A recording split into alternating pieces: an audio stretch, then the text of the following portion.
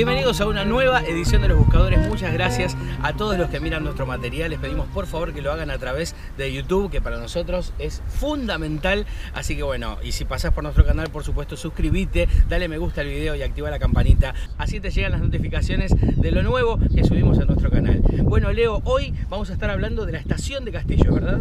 Hoy nos toca por fin hablar de los orígenes, de lo que fue en sí el origen del pueblo de Rafael Castillo. Esta historia comienza allá por el año 1903, cuando un tal señor Enrique Lavalle solicita un permiso como para construir un trazado ferroviario que una lo que era el puerto de frutos de Barraca Sur con el interior del país.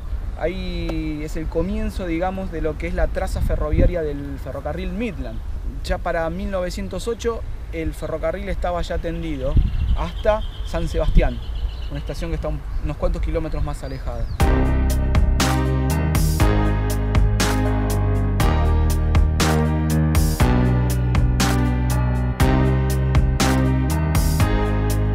Entre 1908 y todo lo que fue 1909 y principios de 1910 se empezó a construir lo que tenemos acá atrás, la estación ferroviaria de Rafael Castillo. La empresa constructora se llamó Clark Bradbury & Co.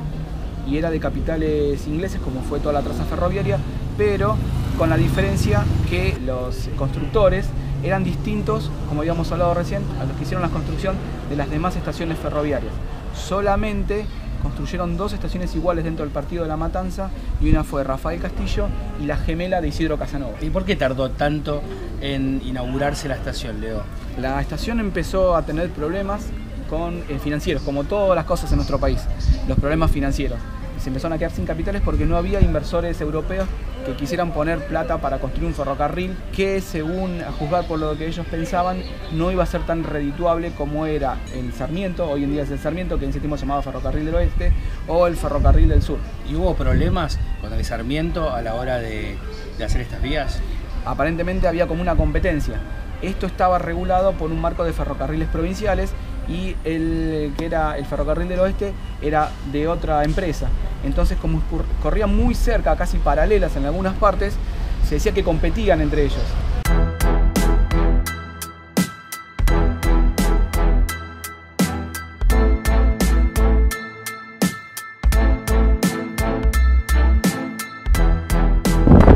¿Qué quedamos? ¿Qué quedado? En que Castillo le ganó el Sarmiento. No, todo bien. La tipología que se utilizó fue de estilo inglés, muy diferente a la que hizo Hume Hermanos. Esta construcción es de ladrillo a la vista, con techo a dos aguas, y las dependencias de los sanitarios estaban un tanto retiradas del lugar. Le dio un corte inglés a toda la llanura bonaerense, digamos. Reflejaba el ímpetu que tenían los capitales ingleses aquí en Argentina como para construir este ramal de ferrocarril provincial. Leo, ¿cuándo pasó por primera vez el ferrocarril? Bueno, la primera formación ferroviaria pasó por estas vías el 15 de junio de 1909. La estación todavía no estaba terminada, se estaba construyendo. Y pasaron diversos funcionarios públicos que venían desde lo que es la parte de Avellaneda hoy en día, Puente Alsina, hasta la estación La Rica. Ahí fue la primera vez que pasó el ferrocarril. ¿Qué vieron esas personas cuando vinieron por primera vez por estas zonas? Solamente campo, algunas que otras casitas diseminadas, pero todo esto era campo.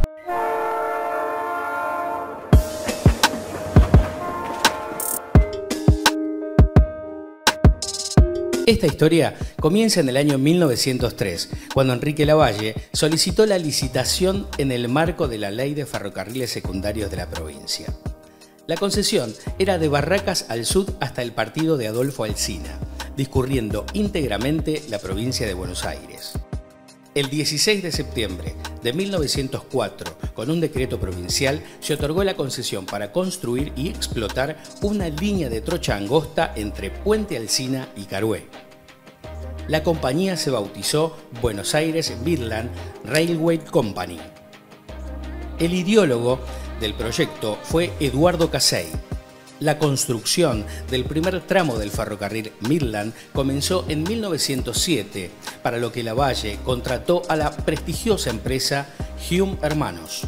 A mediados de 1908 surgió un problema. La construcción estaba llegando a San Sebastián, pero la sociedad estaba con problemas económicos debido a la imposibilidad de conseguir capitales en Europa, lo que casi hundió para siempre el proyecto. Allí fue cuando el ferrocarril del Sud y el ferrocarril Oeste acordaron hacerse cargo del Midland y finalizar las obras. El nuevo directorio decidió hacer algunos cambios. El primero fue reemplazar a la constructora Hume Hermanos por Clay Bradbury & Co., lo que haría notar una diferencia en la construcción entre las estaciones anteriores y posteriores a La Rica. El tramo Puente Alsina-San Sebastián fue inaugurado el 15 de junio de 1909 y el total de la línea hasta Carué fue el 1 de julio de 1911. Esta compañía fue la última compañía de ferrocarriles británicos que se construyó en la Argentina. La tasa ferroviaria del Midland era en ese entonces de un solo par de rieles, de una sola trocha. De esta forma, todos los encuentros eran calculados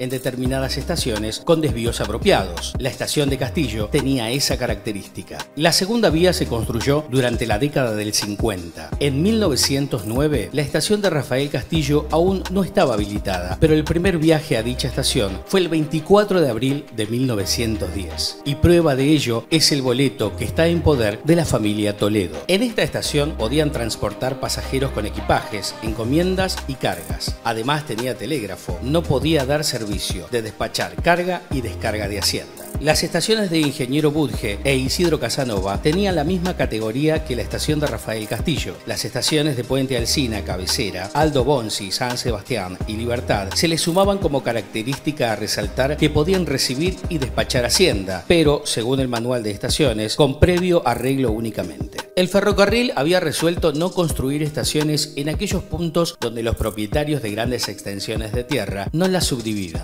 El doctor Rafael Castillo, a raíz de esto, subdividió sus tierras y así, de esta manera, se pudo gestionar la estación de Rafael Castillo. Bueno, hacia 1908 empezaron a aparecer los primeros problemas para construir este ferrocarril que estamos viendo ahora. El primer problema fue, como todos los problemas que suceden acá en Argentina, el problema económico. Los capitales ingleses no llegaban, los capitales europeos tampoco venían, y el ferrocarril se fue asfixiando y Enrique Lavalle empezó a decir: wow, no puedo terminar lo que empecé. Recordemos también que el mentor de esta traza ferroviaria fue Eduardo Casey, quien también fue agobiado por los problemas económicos al no poder afrontar semejante construcción y terminó suicidándose en las vías del ferrocarril allá en Barraca Sur, se tiró abajo de un tren. Casey tuvo ese triste final, pero fue el ideólogo de lo que fue el ferrocarril Midland. Enrique Lavalle, al tomar la posta, bueno, también se encontró con el mismo problema, pero él tenía otros contactos. Pero se la aguantó. Claro. Entonces, bueno, logró materializar, pero no le salió gratis. Tuvo que negociar con otras empresas ferroviarias para poder lograr construir la compañía que él creó, que se llamaba Buenos Aires Midland Railways Company Limited. Así era el nombre completo, que era Ferrocarriles Centrales de Buenos Aires. Como ya estaba registrado ese nombre por los hermanos Lacroze, tuvo que poner la misma sigla en inglés. Entonces de ahí que tenemos hoy en día, o tuvimos en ese entonces, el ferrocarril Midland. Hoy es Belgrano Sur.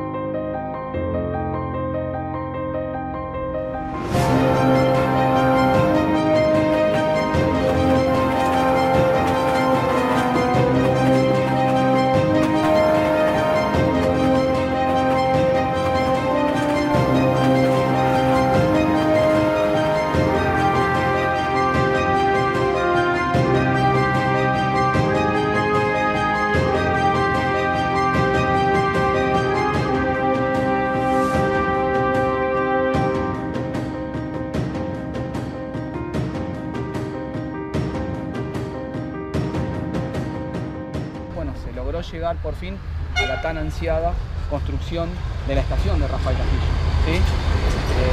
Bueno. Esto queda de backstage igual. Ahí, esperá, termina ahí. Sí, algo. Y seguimos. Bueno, Un café, por favor. Entre las modificaciones que tuvo la